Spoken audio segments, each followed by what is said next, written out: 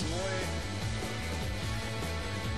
Nežević je posljednji igrao loptom, bit će ubačaj sa strane za momčad Unešićke Zagore. Loptu će nam u igru vratiti Jere Pešić.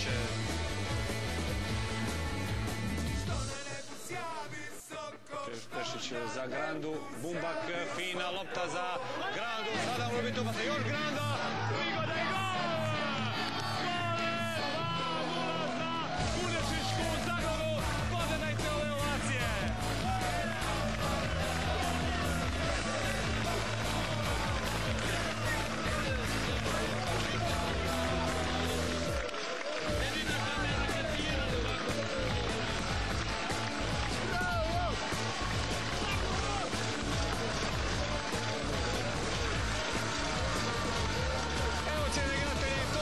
Sam vam pričao na samom uvodu susreta, ovaj Dišpet sa krša Dalmatinske Zagore opet je proradio, progovorio na krilima 3000 fanatičnih, frenetičnih, sjajnih, neponovljivih pašajica.